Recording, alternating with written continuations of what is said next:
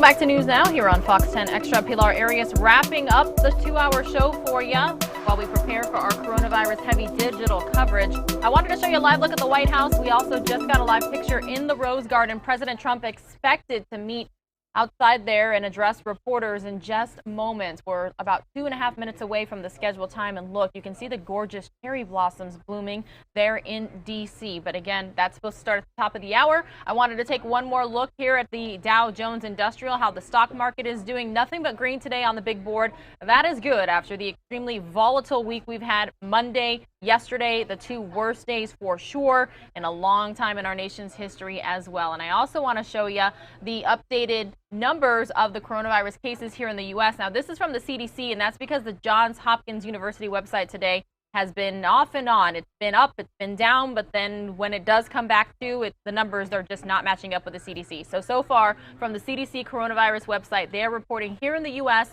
there's 1,629 cases, total deaths 41. So they're saying the jurisdictions reporting cases, that's how many states. So you see 46 states and the District of Columbia, 47. Of course, we're going to be staying on top of all things coronavirus related for you here on Fox News Now. So again, one more look at the stock market. It's a much different picture. And really quickly here, before we wrap up the show, I do have a top story for you, but I'm not quite sure we're going to have enough time to get that in there. But I do have Ron Hoon here, and as we prepare for the noon hour to continue on the digital side, we'll just wrap up really quickly here on TV for about a minute. Ron, thanks for being here. You've been covering this heavily. What are you thinking? Is this?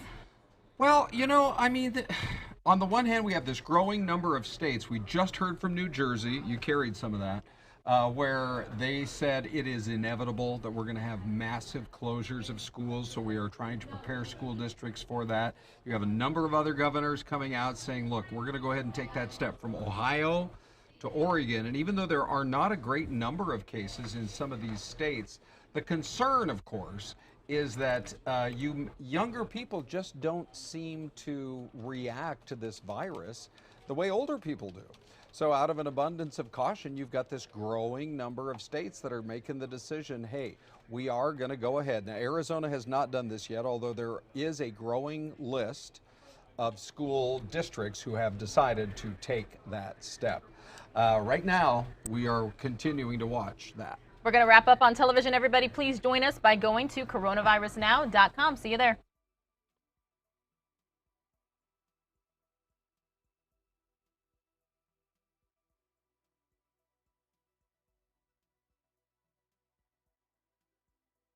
All right, everybody, good afternoon. Thank you so much for joining us here on News Now, and we are on coronavirusnow.com, our new digital effort to make sure everybody stays in touch with the latest information in regards to the coronavirus. Now, you're taking a live look at the Rose Garden at the White House, and that's because President Trump tweeted 4 hours ago that he was going to be having a news conference at 3 Eastern at the White House, and the topic being, of course, the coronavirus. So we're only 30 seconds behind schedule. I am currently joined, though, by Ron Hoon. Ron, thanks for being with us each and every day to kind of update everybody with what's going on. Yeah, well, there's so many different angles on it. Almost every, it's not even an hourly basis. It's Pilar, it's minute by minute. Yeah. I mean, as we were prepping some of our newscasts earlier, you know, you'd hear one thing in the newsroom and then you'd hear something else. For example, you know, we got word that probably the most famous golf tournament of them all, maybe in the world, certainly in the United States, the Masters, was going to be postponed. And then the next thing you heard, the Boston Marathon was going to be postponed. It's interesting on that golf tournament, Pilar, because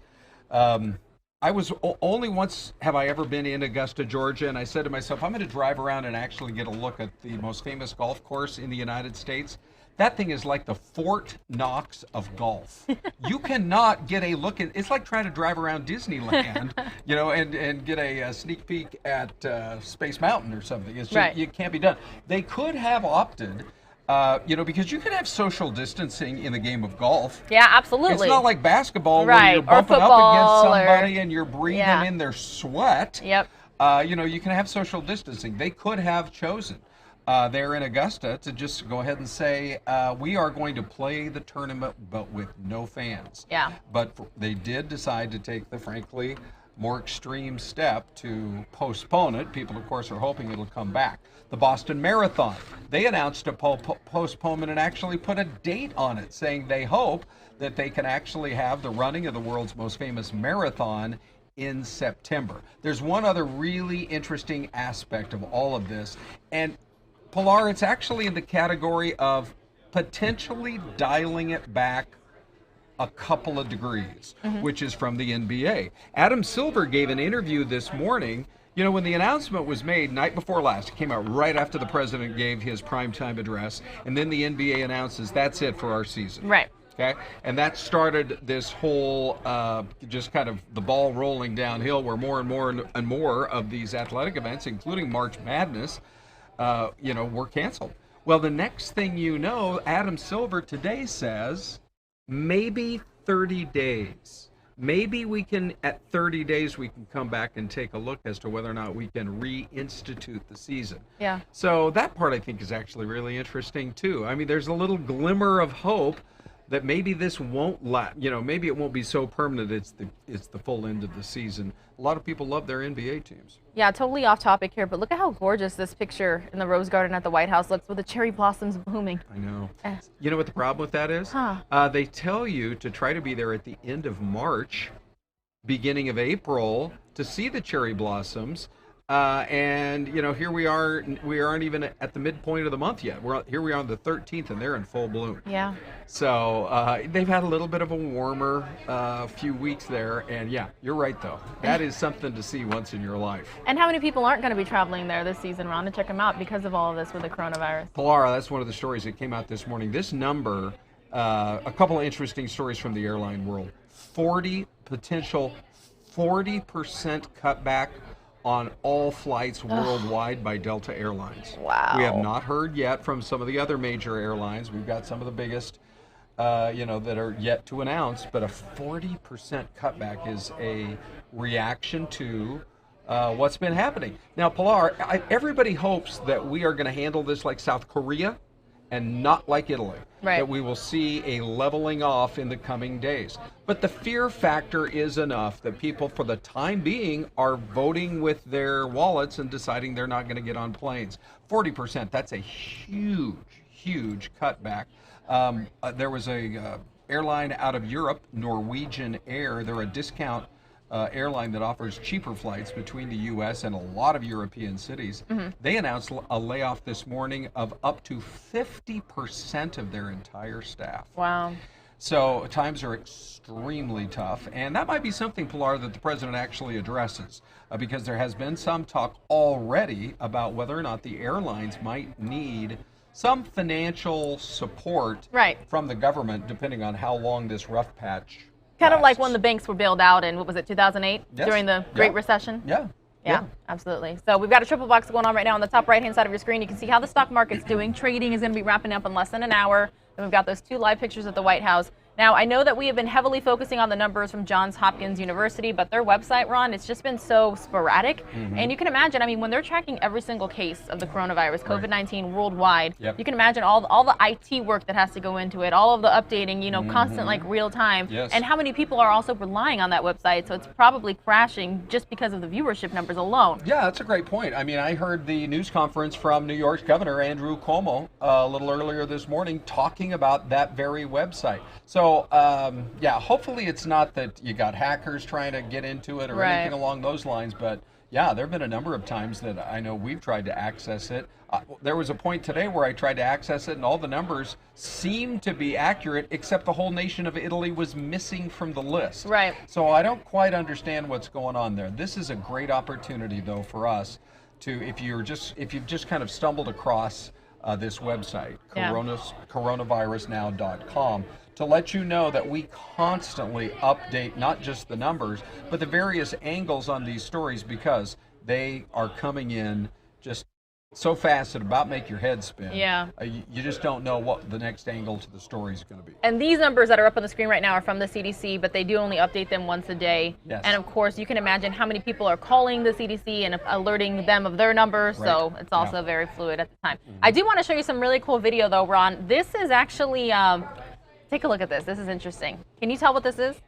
This looks like our R2D2. It is a robot. In a kitchen. It is a robot. Pilar, what's happening? Okay, so I have heard of these before because I actually knew somebody who worked for this company in Texas. Okay. So the COVID-19 outbreak is testing the limits of what technology can do. This is being used by the Westin Houston Medical Center Hotel. They're virus-killing robots, Ron. Oh, really? Yeah. So they're equipped with UV rays. You see them shooting it off there to clean and disinfect hotel rooms. Staff say they're especially useful since many of their guests have medical issues. So you see, it just looks like a regular little machine there, and then it pops up and it emits those UV rays. So of course, it's the first time a hotel has bought the robots to use in rooms. So when you say it's in a kitchen, yeah, it's just a regular hotel room. Hey, you know what? I mean, people are still talking about the Spanish flu from 100 years ago, right? It was 1918. That our nation, and frankly a lot of the world, was hit by just a horrific virus that just spread around the world and literally cost the lives of hundreds of thousands of people.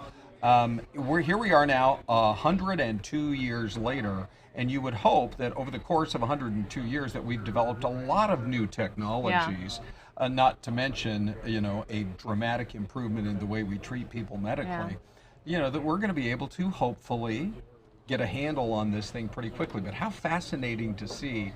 And it does, they say frequently in times of war, the entrepreneurial spirit develops all types of new technology that ultimately has applications within the greater economy. Yeah. This is, we're sort of, when it comes to, the world of viruses, it's almost like we're on a war footing here. Yeah. So who knows what kinds of new inventions and developments we might be seeing in the coming weeks or months until we can get this thing knocked down. I know basically what everybody's hoping for is let's just get a virus and get a vaccine and get an overall antiviral treatment, both put together here in fairly short order. But it will be interesting to see the new developments that come out, both just sort of medically and from a biotech standpoint as well. Yeah, we keep talking about, people are saying, hey, this will get really real when we know somebody impacted, right? We know somebody who's contracted it. We heard about Tom Hanks and his wife. Yeah. I'm showing video here of the Miami mayor because his name is Francis Suarez, and he has confirmed that he's tested positive for the coronavirus. Yep.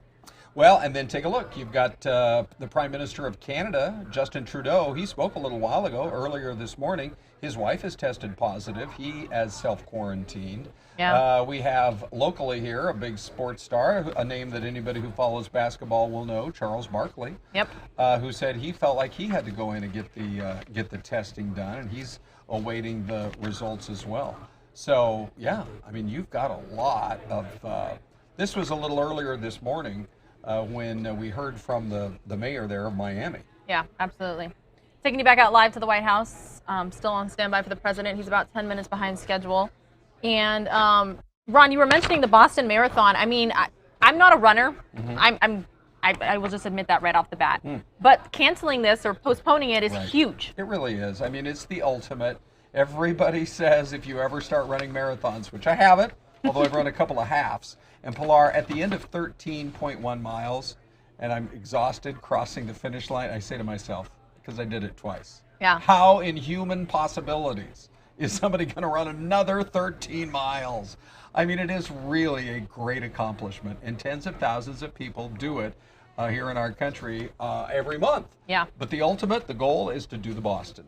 And so the one interesting thing is they changed it. They moved it now from its traditional, on Patriots Day weekend in the middle of April, moving it to September. So they are going to stay out of the summer season. Boy, I'll tell you, I don't know if you've been in Boston in the heat of the summer, but I remember being there one day where it was 92 degrees and I felt like the humidity was 92%.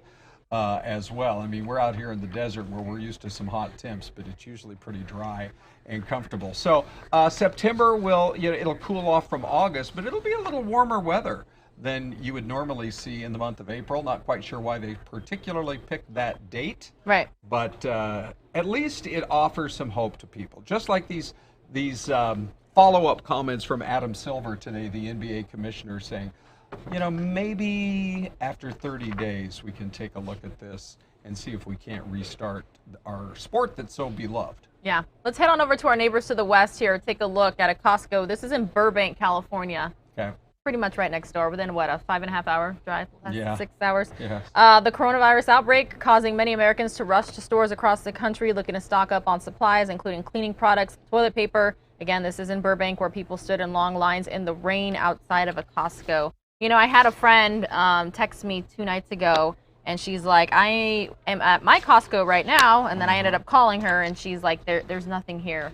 It was here in the valley. Yeah. Really? And she's like, what do I do? Our stores want to restock because, you know, friends know that those of us who work in media, you know, and they reach out and they ask for info. And, you know, I told her, I said, I feel like this is the perfect time to remind people that you should always have an emergency kit. You should always be prepared. When I lived in Texas, it was about hurricanes. You always had to have an emergency kit for hurricanes. Yep. So this is just, I feel like we're learning reminders about hygiene. Yep. How often you should wash your hands, how you should protect yourself when you're sick, and that sort of thing. And we're learning, hey, stock up on the essentials: water, toilet paper, batteries, a radio. Sure. You know what I mean? I mean, there have been organizations out there over the years who said, try to have a 1-year supply. That is difficult. Yeah. In an age where rents are so high, you can barely afford a 1-bedroom apartment. Where are you going to store it I got all? a 1. But to have a 72-hour supply that includes really everything. Yeah. You know, from food items to water to batteries to a flashlight to a lot of the basics. That really does, I think, make a lot of sense. You know, it's interesting, Pilar. Nobody knows kind of what the time frame on this is. Right. Because the estimates, frankly, are all over the map. Yeah. I mean, we are hoping that we can get a handle on it in this country, and some of this will have to do with what the president has to say. Again, we were told stand by at 12 noon. He has a tendency to run a little late, so we are waiting for his arrival right there in the Rose Garden. But that is the big unknown. That's why it's actually kind of nice to see the Dow is up hundreds and hundreds of points today. Right. After so many bad days in the market. I mean, a 700-point gain after, you know, we were at 29,000 not that long ago. Right. We're at 21,963. So it has been a massive kind of meltdown in the market. So it is nice to at least see it with, you know, a little bit of hope today. And I think some of that may have to do with the fact that it looks like the administration is willing to try to cut some of the red tape and fast track some of the more promising medical developments that are out there. Everything from faster testing. There's a company out of Europe that says it has developed a test that can get you results within 4 hours. Wow. You do not have to wait days, and that they can do them by the thousands every day. And it looks like our government, the federal government, is willing to work with them as well. You know, then there have been some other reports about actually sort of funding, I guess you could sort of call it crowdfunding from Washington, you know, where the government has said maybe we shall fund some of the most promising efforts in our country to develop a vaccine. Absolutely. You know, that seems to be the thing that people, I think, are really focused on. We want to get through this year, but we surely do not want to go through another scare like this next year. So the vaccine is something that whenever it's developed and whenever it's announced, there will be a collective sigh of relief, really, literally around the world. All right, Ron, well, thanks so much for joining us. I've got some coronavirus-related top stories from across the country I'm going to play right now while we wait for President Trump, and then we'll probably be heading to Philadelphia, where they just did an update not long ago. So thanks for joining us again. Really appreciate it. Yep. All right, everyone. Well, 6 more people at a veterans home in Oregon have tested positive for the coronavirus. That brings the number of COVID-19 cases in that state to 30. Fox's Drew Reeves has more.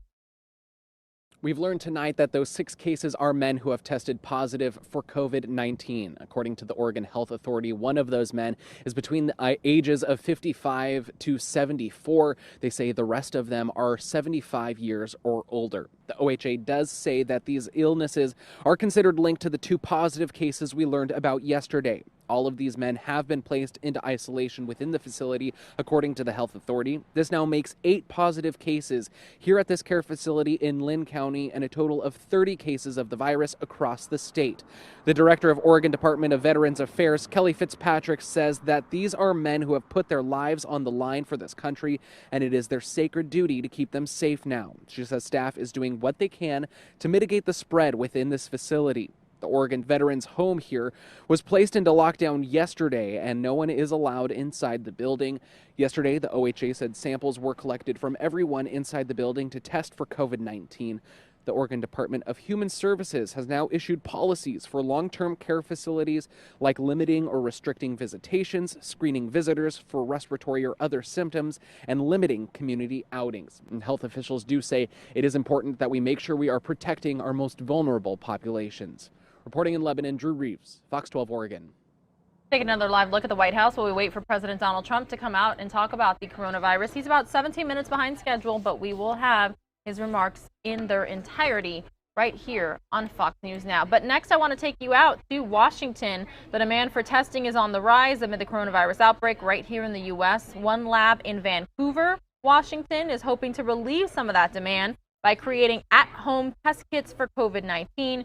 Fox's Brenna Kelly spoke with the lab's director about their plans. So I just wanted to show just how easy it is to do a self-collection. Dr. Charles Saley feels in the midst of a pandemic, knowledge is power. If someone wants the testing, they should be able to get it. As the lab director at Molecular Testing Labs, Saley believes they're close to being able to provide at-home testing kits for the masses. And within 2 weeks, should be able to test 1,000 samples a day. That's more per day than most people, or than the entire state of Washington is tested. As COVID-19 continues to grow and spread, every day counts. So far, there's been little access to testing kits because of delays in distribution after the CDC had to remake parts of them due to accuracy issues. This disease came at us fairly quickly. I don't think a lot of organizations were prepared for it. Now, labs across the country are rushing to fill the gap with their own tests. Right now, MTL is validating 5 different at-home kits. Those include nose, throat, saliva, and urine collection methods. So this would get dropped into there? They'll narrow it down to 2 or even 3 kits, just to make sure supply doesn't dry up. But unlike the government's COVID-19 test, which in many cases will be covered by your insurance, MTL's kit will cost you. And they're not sure how much yet. MTL is not looking at this as a way to make profit. We are keeping our margins very, very narrow. Saley says once they're ready to go, they'll first release testing to their network of registered providers. They plan to launch at-home testing about a week after that. MTL's immediate goal, however, is to make sure everyone who needs to get tested is first in line. It's going to be a slow ramp up. Reporting in Vancouver, Brenna Kelly, Fox 12 Oregon. All right, everybody, we're learning a little bit more about what we expect to hear from President Trump here in just moments in the Rose Garden outside of the White House. He is preparing to invoke emergency powers over the coronavirus outbreak. So we are on standby for this to get started. But meanwhile, we can tell you President Trump is preparing to invoke emergency powers over the coronavirus outbreak, an emerging development as an aid package teetered in Congress without his full public support. The president's decision to move ahead was confirmed by 2 people familiar with the planning who spoke on condition of anonymity. That's always been a hard word for me to say. It was still unclear, however, what mechanism Trump would use to free up additional federal resources for testing and treatment, as well as for helping those struggling with the economic fallout. Again, President Trump was expected to come out at 3 Eastern. That's noon Arizona time, about 20 minutes behind schedule now. The abrupt move comes as House Speaker Nancy Pelosi and the Trump administration are laboring to finish the coronavirus aid package. Central to that effort is free testing for the virus and guaranteed sick pay for workers who are taking time away from jobs, along with an infusion of dollars to handle unemployment benefits and boost food programs for children, family, and seniors. Families, that is. Pelosi and Treasury Secretary Steven Mnuchin, whom Trump tapped to negotiate, both indicated a deal was within reach after days of around-the-clock negotiations, with expectations of an announcement today. The House was poised for a swift vote, but Republican leaders in Congress slowing the deal, wanting assurances that President Trump would publicly support the agreement before signing off on it ahead of any vote, according to a top congressional aide unauthorized to discuss the private talks and speaking on condition of anonymity. That means staying anonymous. GOP leader Kevin McCarthy of California, the House Minority Leader, was huddled with Mnuchin and Trump at the White House. The White House, of course, under enormous pressure, dealing with a crisis on multiple fronts as it encroached ever closer on the president. So we are on standby for President Trump to be speaking. Meanwhile, social distancing is in full effect across parts of the country. As fears about the coronavirus continue to grow, containment measures are impacting people from coast to coast. Fox News correspondent Jonathan Siri has more. The COVID-19 pandemic disrupting daily life across the country. Major cities like New York, San Francisco, and Seattle have banned or restricted gatherings of various sizes. Tourist attractions, including Disney World and Broadway, are closing down, while major sports leagues suspend their seasons. The NCAA canceled its biggest event of the year, March Madness. I'm a sports nut. I think a lot of Chicagoans are, but I think this coronavirus has taken, it's bigger than sports at this point. The travel industry has taken a hit amid the outbreak. Princess Cruises has suspended service for 60 days, and airlines have waived change fees for flights in March and April. Meanwhile, schools and universities have moved to online learning to contain the virus, while businesses opt to have people work from home. Store shelves are empty as people stock up on supplies. I say 2 minutes after we got our toilet paper, they was done. They were empty. The toilet paper, they're out, and this is important stuff. Health officials say the virus causes mild to moderate symptoms for most people. The greatest at risk are still the elderly and people with underlying health conditions. You have to deal with this on the phone or by telemedicine. You have to make a phone call to your physician or to a local hotline. It's shortness of breath, a productive cough, and high fever. The World Health Organization says those infected usually recover in about 2 weeks. In Atlanta, Jonathan Siri, Fox News. All right, everybody. Obviously, the president is running late, about 23 minutes behind schedule here. But as soon as this news conference starts at the Rose Garden in the White House, we'll bring it to you live right here on Fox News Now. Don't forget, everyone, you can always go to coronavirusnow.com for all of your latest information. But while we are on standby, we're going to head on over to Philadelphia, Pennsylvania, where they held a news conference in regards to the coronavirus earlier this morning. Let's listen in. The Department of Public Health for their support as we navigate what has been a difficult week. I am announcing the closure of all district schools for a 2-week period from Monday, March 16th, 2020 through Friday, March 27, 2020. This closure is now necessary as the neighboring counties where many of our district employees reside are asked to self-quarantine and cannot adequately staff schools. During this 2-week period, every school district will be deep cleaned and no students or staff will return to our buildings before the deep cleaning occurs. We are sending letters home with students today with more information and encouraging families to check their school's website and the district's website at philasd.org for a copy of this letter. We'll also regularly update our district website, philasd.org, with more information about meal pickup and recreational opportunities as we work with the city to solidify those plans. We understand that school closures may cause hardships. In fact, we wanted to do everything we could to keep schools open, but our inability to staff schools because of the decisions of some of the surrounding counties have made that impossible. So it is in the best interest of our students and staff that we ensure their health and safety. We want to thank everyone for their cooperation as we work together during this time. Now I'll be glad to entertain any questions. What really brought you to this point? Was there a certain thing that just said, okay, this is what we need to do? No, it was the inability to staff schools. We don't have the staff to actually staff schools. 2,100 live in Montgomery County, another 1,000 live in Delaware County, and if those individuals have to self-quarantine, they cannot come into our schools. Is there any plan to, we know that many of these children eat and find that school as a safe place to be. Is there any plan to kind of assist any of these families that rely on these food for their children? We're downstairs right now making those arrangements through the recreation department and all the staff trying to figure out, line up schools with rec centers and kind of do what we do in the summertime when the kids are out of school. So to clarify, it would be at rec centers to feed the children? Maybe other places too, but right now we're looking at the rec centers. I know that, I'm sorry, again, another question. I know that many of the city employees have kids that go to school in the city. this might have an impact as well for the workers of the city. How are you guys planning to address that? Yeah, we have one working group working on how to feed our kids. We have another working group looking at activities for our kids. We have a third working group looking at how are we going to staff our operations and provide childcare for our workers and to maintain core city services. We're confident that we're going to be able to have those plans in place for Monday, but it's going to take a lot of work. And as I said about 30 minutes ago, this is going to have a significant impact on our city, on our communities, and our neighborhoods. But we have a talented staff, and we are, Philadelphia is nothing but resilient, and we will get through and power through this.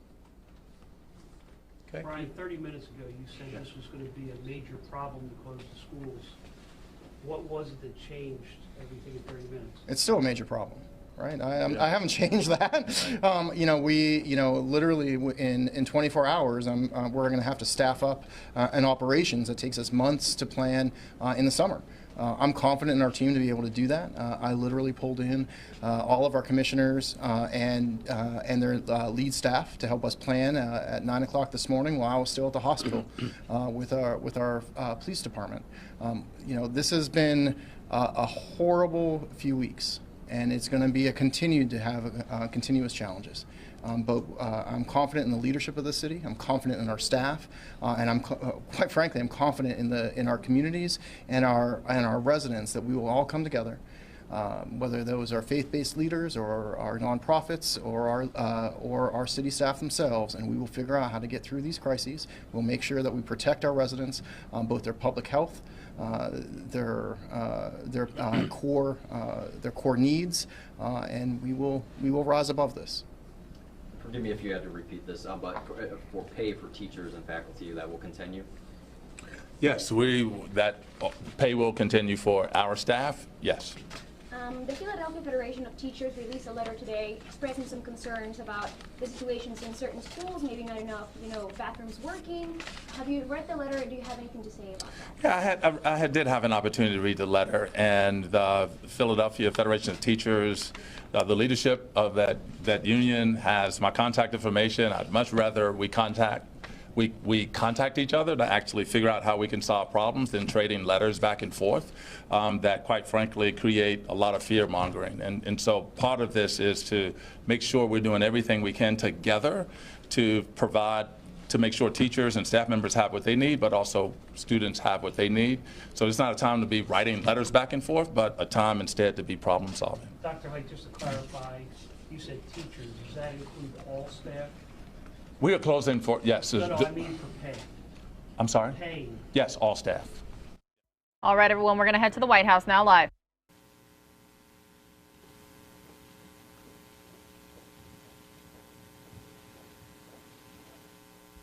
Thank you very much, everyone. Thank you.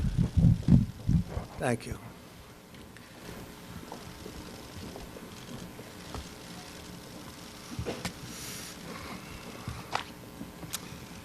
Beautiful day in the Rose Garden. Appreciate everybody being here. Today I'd like to provide an update to the American people on several decisive new actions we're taking in our very vigilant effort to combat and ultimately defeat the coronavirus. We've been working very hard on this. We've made tremendous progress. When you compare what we've done to other areas of the world, it's pretty incredible. A lot of that had to do with the early designation and the closing of the borders. And as you know, Europe was just designated as the hotspot right now, and we closed that border a while ago. So that was lucky, or through talent or through luck, call it whatever you want. But through a very collective action and shared sacrifice, national determination, we will overcome the threat of the virus.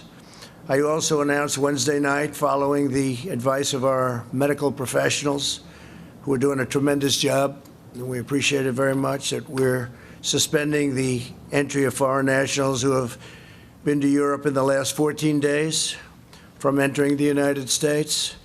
Citizens, permanent residents, and our families, any of the families returning from Europe, will be subject to extra screening as well as self-isolation for a period of 14 days. As the World Health Organization confirmed today, many of the things that what we said were 100% correct, including our designation before them of Europe. Like our earlier very aggressive actions with China, this measure will save countless lives. I appreciate a number of the folks behind me, number of the people behind me said that that saved a lot of lives, that early designation. But it is only the beginning of what we're really doing, and now we're in a different phase.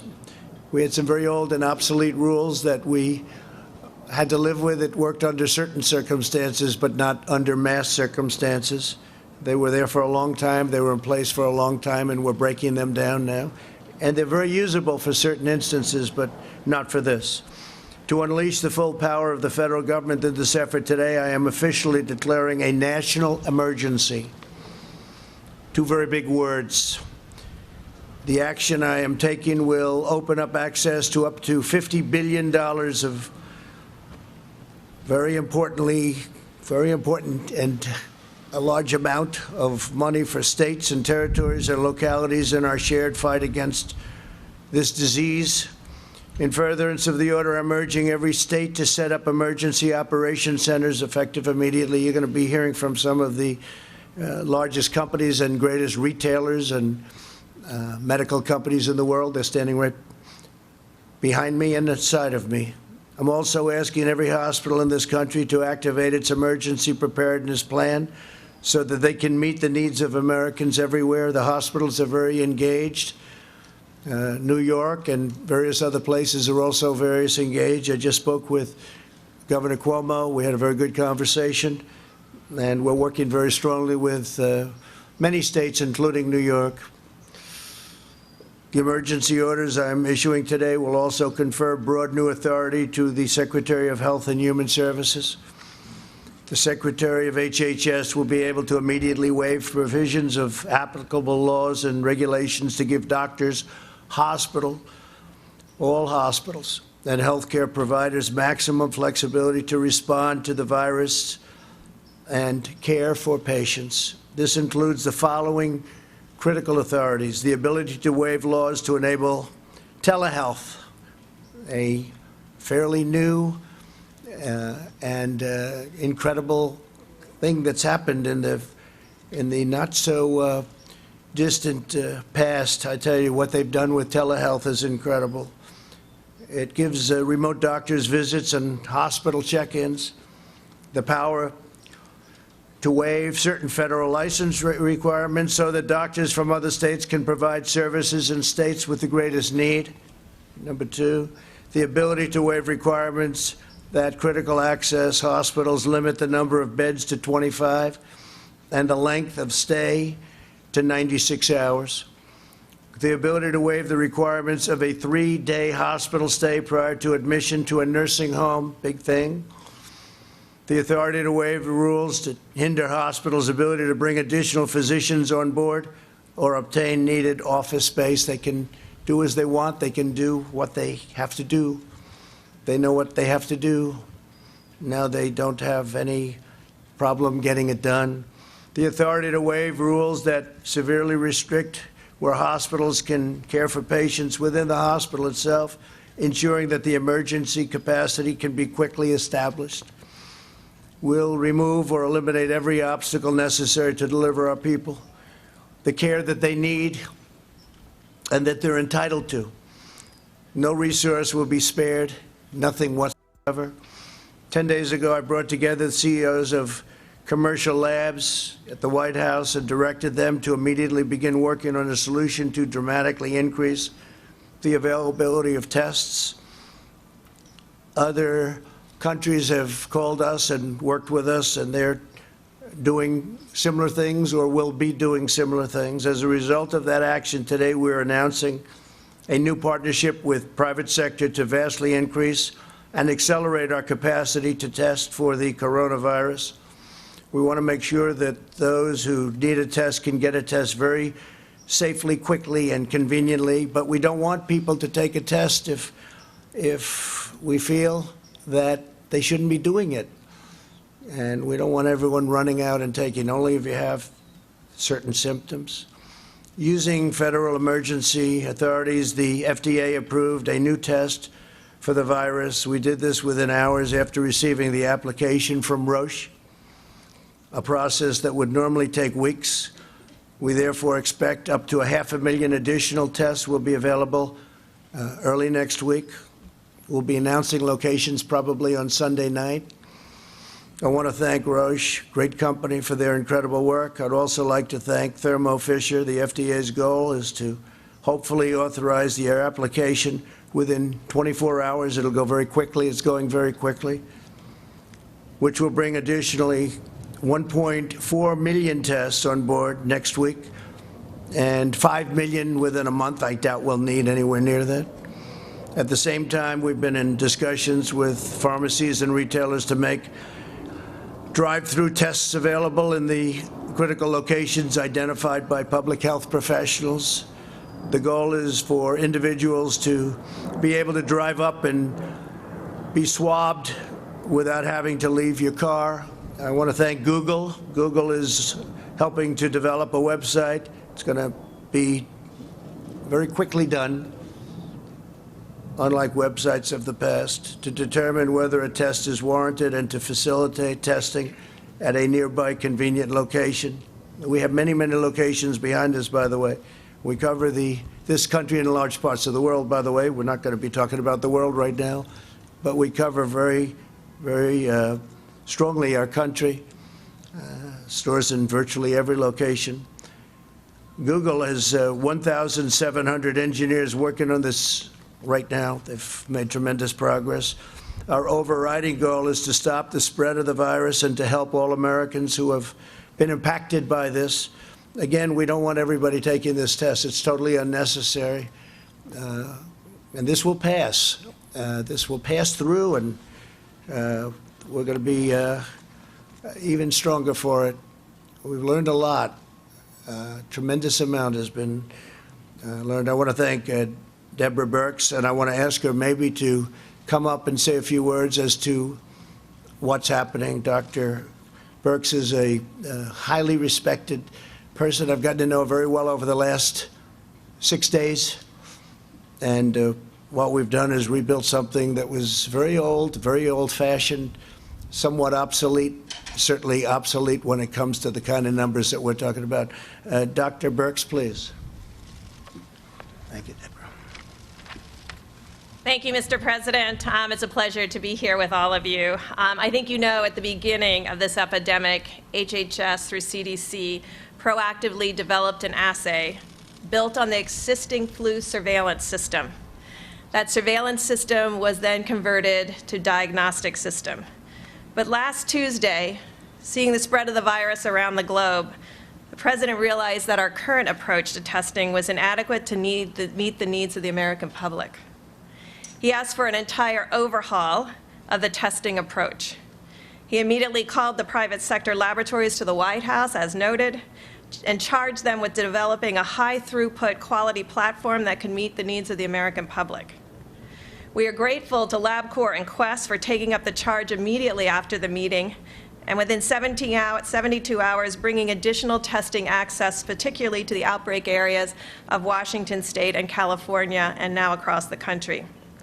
We are also very grateful to the universities and large hospital systems that took up the charge to develop their own quality tests, made available by new FDA guidance.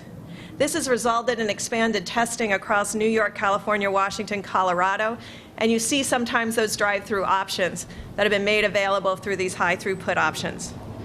Following the meeting last week, major commercial laboratory equipment and diagnostic companies took immediate action to adopt and develop new testing systems. Last night, the initial company, Roche, received FDA approval, moving from request to development to approval in record time. This innovative approach centered fully on unleashing the power of the private sector, focusing on providing convenient testing to hundreds of thousands of Americans within short turnaround times.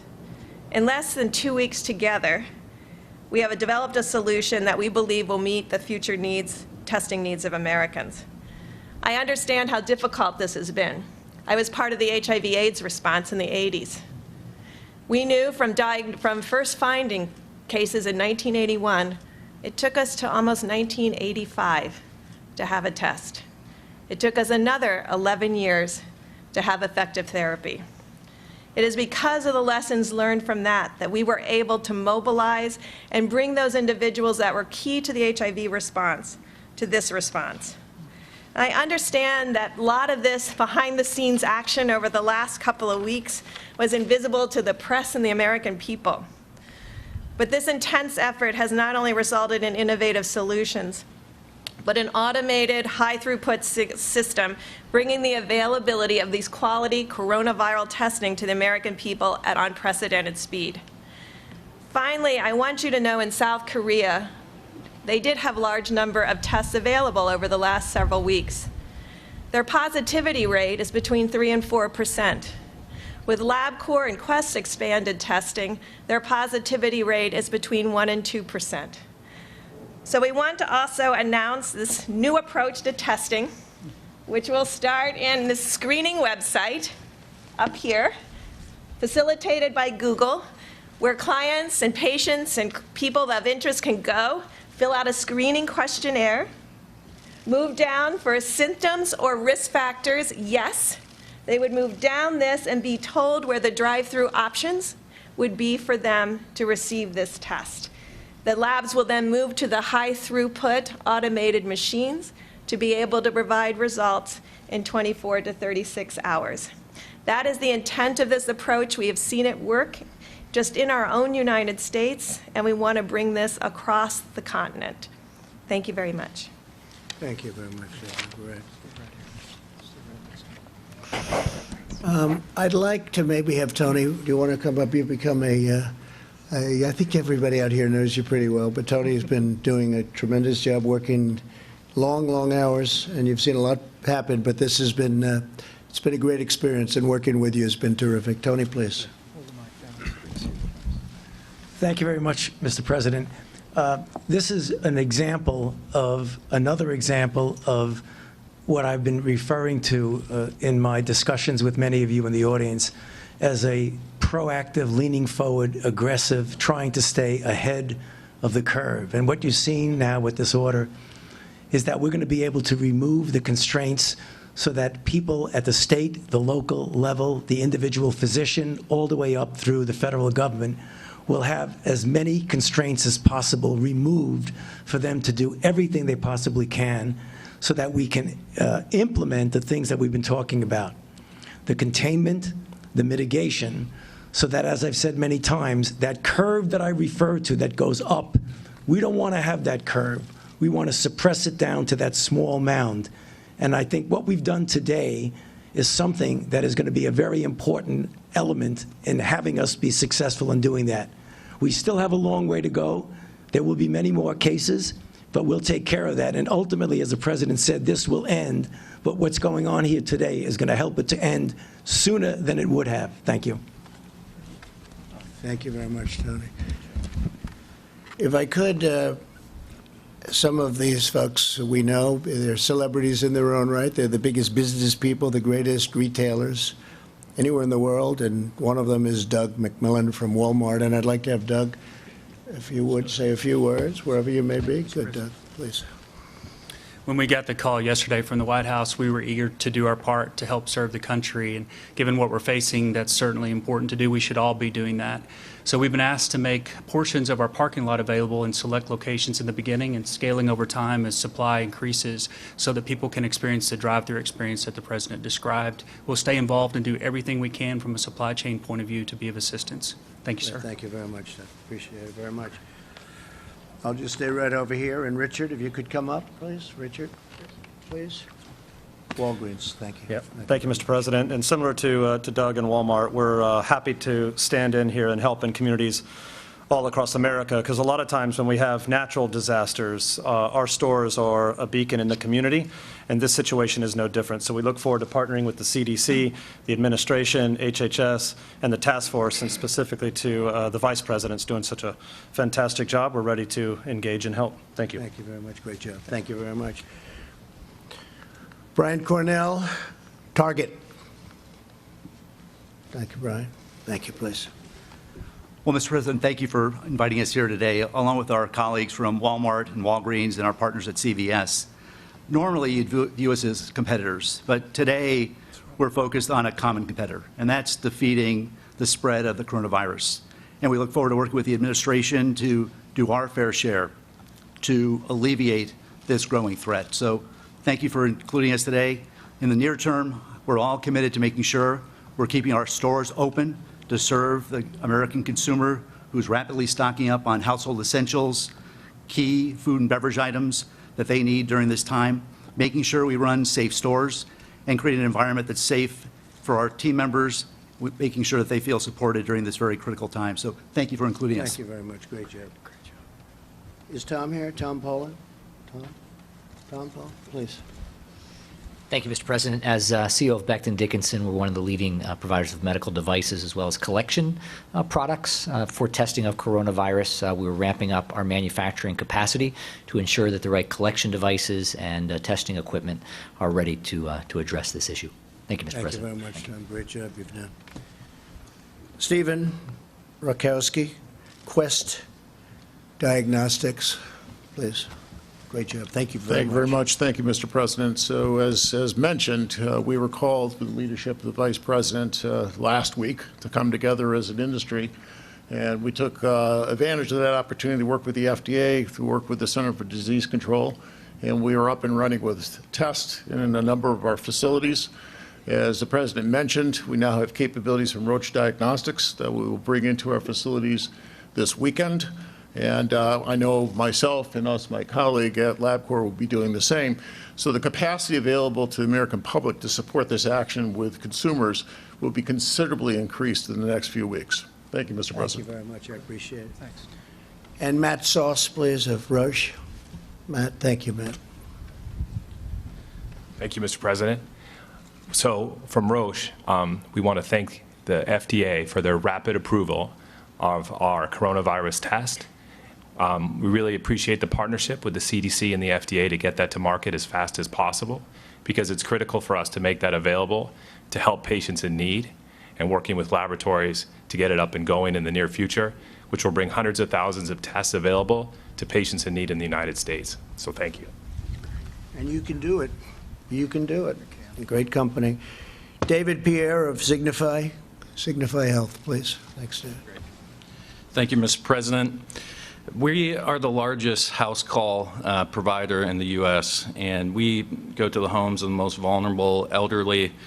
And through our network and our logistics engine, we stand ready to help and provide our clinicians to be where they're needed, whether they're in retail clinics or in the home, and we're here to assist. Thank you very much. Thank you very much. And we'll be changing a lot of the rules, regulations for future, should this happen in the future, which we hope it never does, but it will, I guess, somewhere out there. There's some bad ones over the years, and I guess that'll continue to an extent, but we hope it never happens. But we're going to be changing a lot of the old rules and specifications and regulations. Adam Schechter, who's really been of tremendous help, LabCorp, please. Adam. Thank you, Mr. President. At LabCorp, we're working every second of every day to increase the number of tests that we can run. We're working with academic medical centers, with our colleagues at Quest, with other hospital and other laboratories to ensure that we do everything we can to increase the testing as we move forward. And I can tell you we understand how important the testing is, and we are committed to doing everything possible. Thank you very much. Great job. Thank you. Thomas Moriarty, CVS. We all know CVS. Thank you. Thank you, Thomas. Thank you, Mr. President. We have been focused since the start of making sure our patients and the customers we serve have the information they need, the safety they need as well. We are committed to working with the administration and local public health officials to make this work as well. And thank you, sir, for the honor. Thank you very much. Thank you. Thanks. Great job. And Bruce Greenstein, LHC Group, tremendously talented people. Thank you very much. Mr. President, thank you for the honor of being here. And the home health industry has been treating patients and seniors in the safety and comfort of their own home for decades. We're very proud to be part of the equation for testing in their own home. For Americans that can't get to a test site or live in rural areas far away from a retail establishment, we're here to help, to partner with our hospitals and physicians as well as the people we have here today that will be doing testing around the country. Thank you. Thank you very much. Fantastic. Oh, we'll practice that. Okay, I like that. That's good. We're also announcing the following emergency executive actions today. To help our students and their families, I've waived interest on all student loans held by federal government agencies, and that will be until further notice. That's a big thing for a lot of students that are left in the middle right now. Many of those schools have been closed. Based on the price of oil, I've also instructed the Secretary of Energy to purchase, at a very good price, large quantities of crude oil for storage in the U.S. Strategic Reserve. We're going to fill it right up to the top, saving the American taxpayer billions and billions of dollars, helping our oil industry and making us even further toward that wonderful goal which we've achieved, which nobody thought was possible, of energy independence. It puts us in a position that's very strong, and we're buying it at the right price. And that's something that would have not even been possible a week ago. The price of oil went down quite a bit, so we're going to fill it up. There's a good time to fill it up. I'd like to ask Mike Pence to say a few words, please. VP. Thank you, Mr. President. It is this day should be an inspiration to every American, because thanks to your leadership from early on, not only are we bringing a whole of government approach to confronting the coronavirus, we're bringing an all of America approach. Mr. President, from early on, you took decisive action. You suspended all travel from China. You created travel advisories, South Korea and Italy. We screened all travelers from all airports in both of those countries. And on the unanimous recommendation of your health experts, you, at midnight tonight, will effectively suspend all travel from Europe.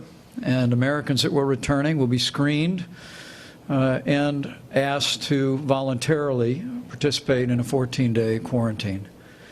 Throughout this process, Mr. President, you put the health of America first, but you brought the best of America to address it. And it's not just at the federal level. As you said, Mr. President, we've been working with states across the country. We issued broad guidelines from CDC for every American. But this week, at your direction, we tailored specific recommendations from CDC for New York, Washington State, California, Massachusetts, and Florida.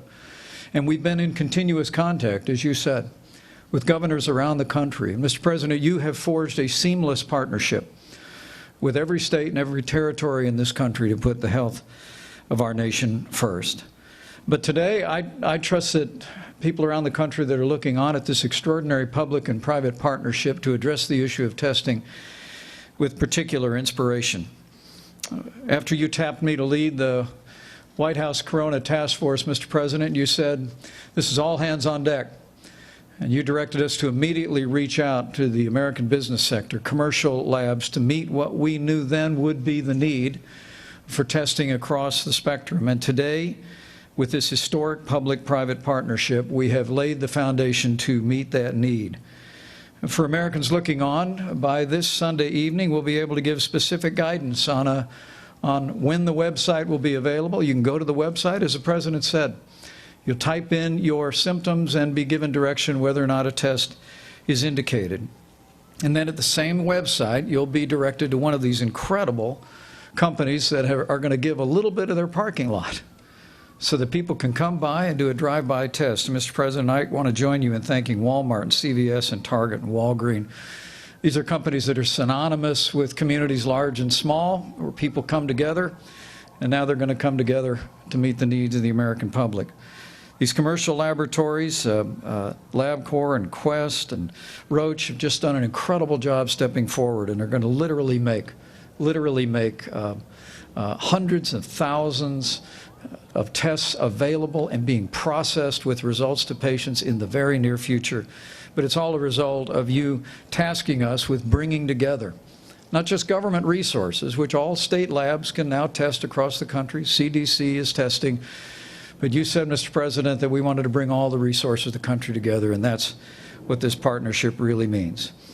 You know, the truth is that we have coronavirus cases now in 46 American states. And while the risk of serious illness of the coronavirus remains low, we want to encourage every American to practice common sense, practice good hygiene, go to the CDC's website to see what the guidance is for your community or for the American people broadly.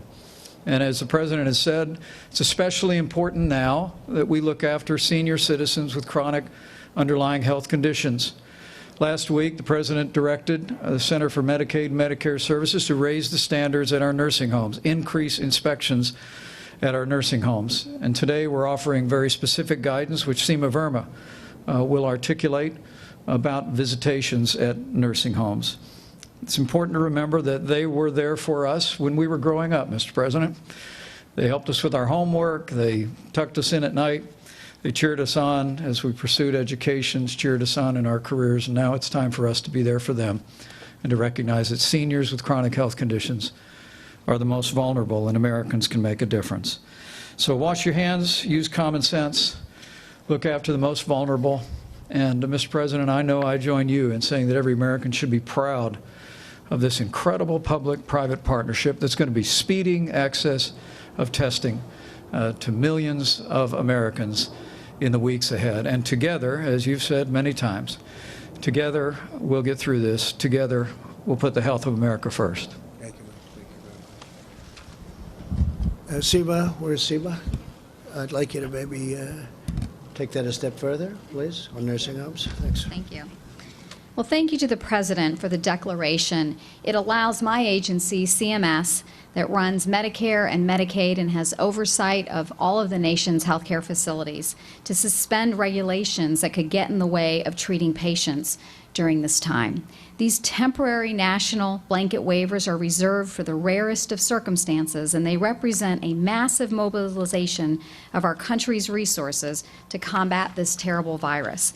And the flexibilities we are offering will be a godsend to the providers, clinicians, and facilities on the front lines of this fight.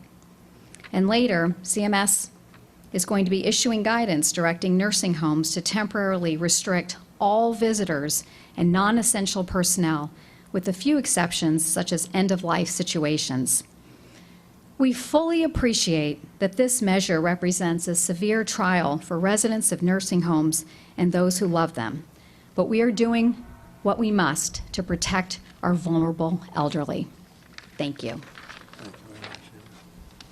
As I said in my address to the nation the other night, all Americans have a role to play in defeating this virus. Our most effective weapon right now is to limit the damage to our people and our country and slow the spread of the virus itself.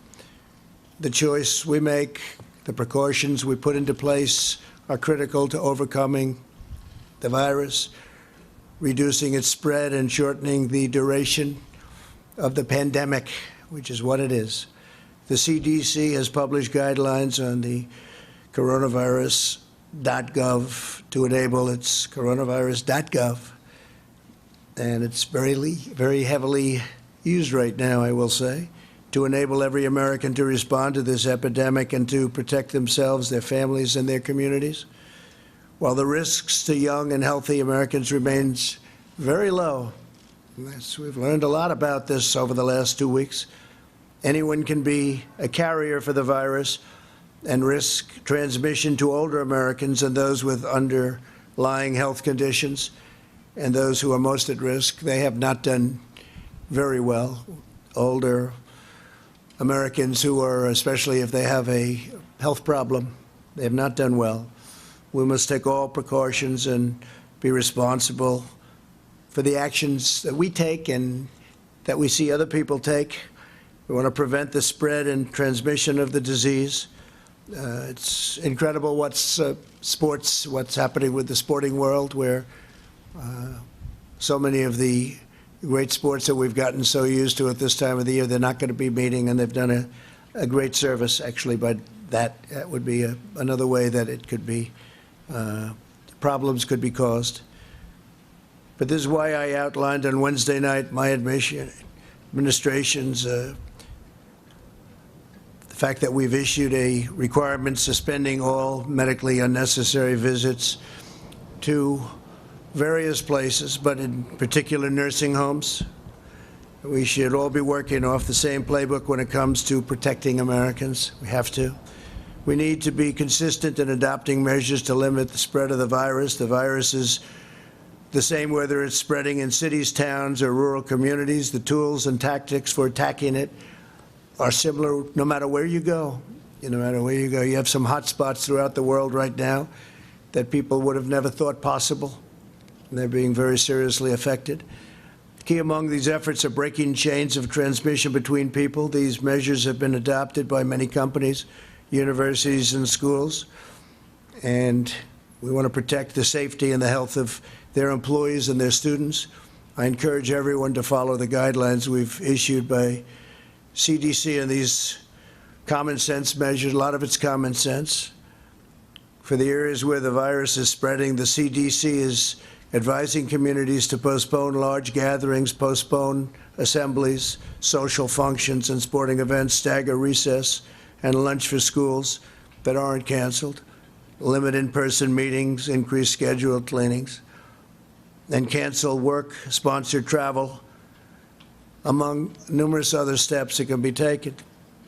Americans are the strongest and most resilient people on earth, and in the coming weeks, we will all have to make changes and sacrifices, but these short-term sacrifices will produce long-term gain. And again, I've said we're learning a lot for the future, and future problems like this, or worse, it could get worse. The next 8 weeks are critical. We can learn, and we will turn a corner on this virus. Some of the doctors say it will wash through, it will flow through, in interesting terms, and very accurate. I think you're going to find in a number of weeks it's going to be a very accurate term. In times of hardship, the true character of America always shines through. We live in the company of the greatest heroes and the most inspiring citizens anywhere in the world. We want to take care of our people.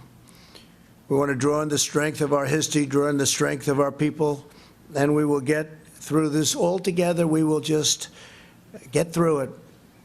So much progress has already been made, and frankly, the numbers, because of steps that have been taken, are at a level that a lot of people are surprised, especially when you compare them with other places with far smaller populations.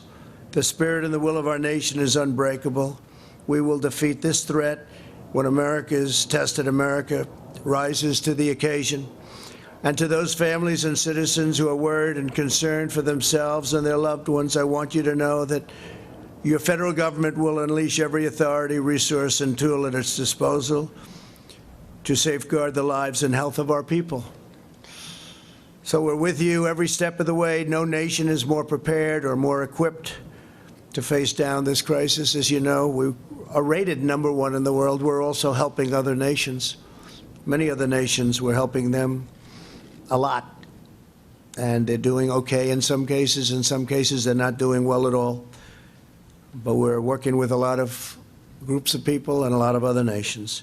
With faith and heart and hope and love and determination, we will succeed, we will prevail, we will be very, very successful, and we'll learn for the future. Thank you all very much. If you have any questions, we can take some. Go ahead, John, please. And if you'd like to ask some of the folks up here, would be fine, please. Sure. Mr. President, where are you with the House bill? Yesterday we talked to you in the Oval Office. You were opposed to it. What has happened since then, and what's the holdup on that? Well, we just don't think they're giving enough. We don't think the Democrats are giving enough. We're negotiating. We thought we had something, but all of a sudden they didn't agree to certain things that they agreed to. So we could have something, but we don't think they're giving enough. They're not doing what's right for the country. And if I could ask Dr. Fauci? Go ahead, please.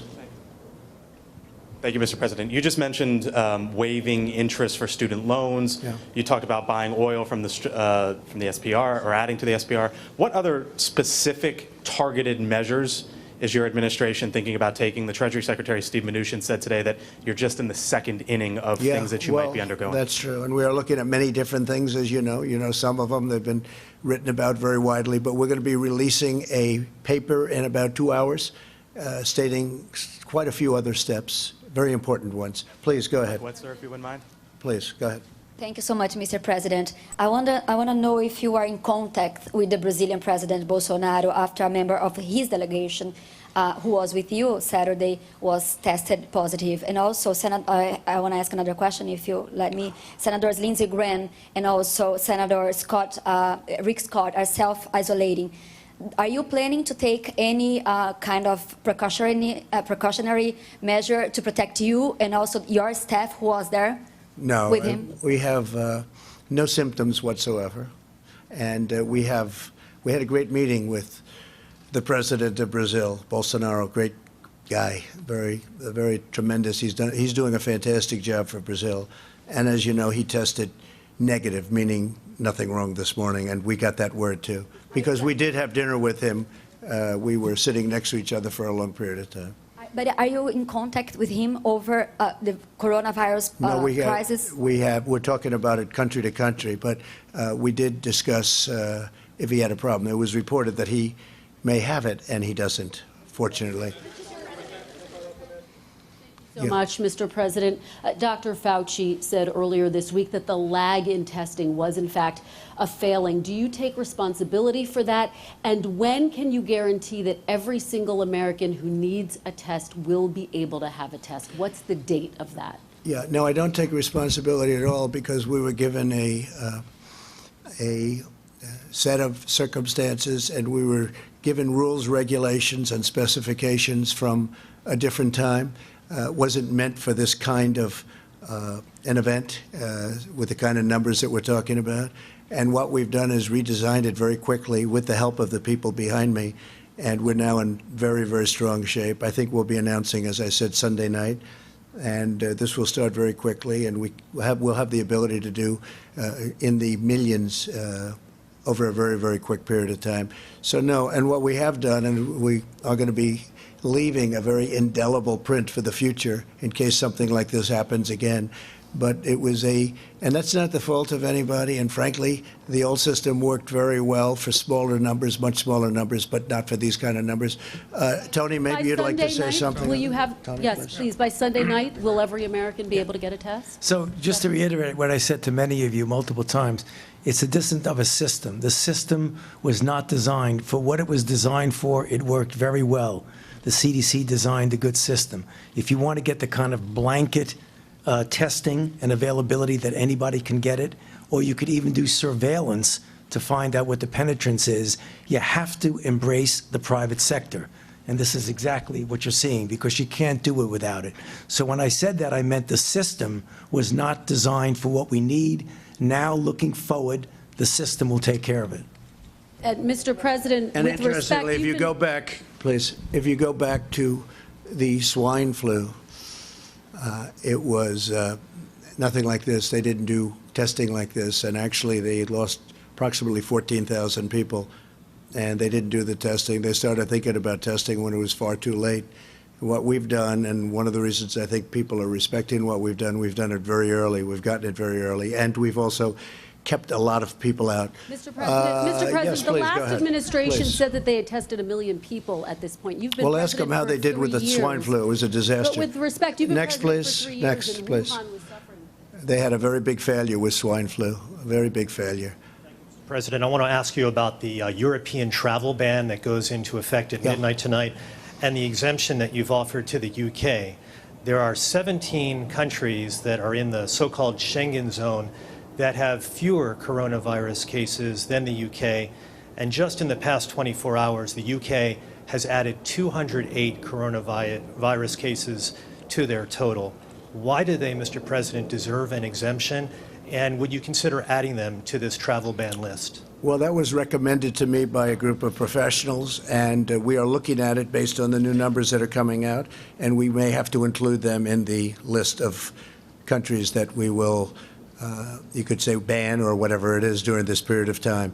But yeah, the numbers have gone up fairly precipitously over the last 24 hours. So we may be adding that, and we may be adding a couple of others, and we may frankly start thinking about taking some off. Go ahead. Thank you, Mr. President. I'm a correspondent with Hong Kong Phoenix TV. You have mentioned that the number in China has been decreasing, and China has made tremendous progress in the past weeks. True. I'm wondering how much confidence does this give you to control the virus in the United States? And do you see the data China has been sharing with the United States has been helpful? I think it has been helpful. We've been working very much with China. I've spoken, as you know, with President Xi. They went through hell, and their numbers are starting to look very good. They're really looking very good. We're very happy about that. We are sharing data, yes. In fact, we're sharing quite a bit of data, including the fact that some of our pharmaceutical companies are working over there right now with large groups of people. Yeah, go ahead, please. Thank you, Mr. President. You spoke with Canadian Prime Minister Trudeau yesterday. Yes. Did you discuss the potential closing of the border between Canada and the U.S.? And by extension, are you considering ways to salvage the $2 billion daily trade between the two countries? So we didn't discuss the border. We've had a very good relationship, just about finished with the USMCA, as you know. He called me to tell me that. I think that was the primary reason for the call. At the time, his wife had not been diagnosed, and she's a lovely lady, wonderful lady, great lady. And since then, I've read that the result was that she has it. And I was a little surprised. I think he was surprised also. We did discuss it prior to. She's going to be fine, but he thought that she would not most likely have the virus. Unfortunately, she does. But we didn't discuss the border yesterday, no. Go ahead, please. If you have any questions for these great geniuses up here, you should. Even a business question related to what we're talking about. Mr. President, Ross Palumbo from ABC News Miami. As a relatively new Floridian, what is your message today to the cruise line industry and the travel industry that Florida depends upon? And since Senator Rick Scott and Miami-Dade Mayor Carlos Jimenez have the same exposure as you and they are self-isolating, what's your message to them that they shouldn't be? Well, I don't know that I had exposure, but I don't have any of the symptoms. And we do have a White House doctor, and I should say many White House doctors, frankly. And I asked them that same question, and they said, you don't have any symptoms whatsoever. And we don't want people without symptoms to go and do the test. The test is not insignificant. As far as the cruise line business, we're with them all the way. It's a great business. It's a great U.S. business, frankly. And I know how important they are to the country. That includes airlines, but the cruise line business obviously was hit very hard. We had a tremendous success out in Oakland where we moved it. Vice President Pence did a fantastic job with that. We worked with UK, we worked with Canada. They took their people back in Canada. It was approximately 600 people. UK likewise took a large number of people back to the United Kingdom. And we have people quarantined. It was a big operation, and it worked out really, you don't hear about it anymore. It worked out really well. Mike, you may even want to say something about that, because that was really done properly. Well, thank you, Mr. President. And that program with the Grand Princess, the ship, is continuing to be administered in the highest standards, orderly way, as the President directed. And Americans that needed treatment have received them. I spoke to the governor of Iowa today, and some of those who now have been cleared are able, in proper supervision, to be returning to Iowa. They're making arrangements for them to do that. Others in Texas, others in Georgia. Again, it's another example of the extraordinary cooperation. Governor Abbott, Governor Gavin Newsom, Governor Brian Kemp of Georgia. But to add to that, the President directed me last Saturday to travel down to Miami. We met with all the leaders of the cruise line industry. Several cruise lines have announced a 60-day pause in operations. Our Department of Homeland Security has praised them for doing that because of the unique health challenges, particularly presented to seniors with underlying conditions.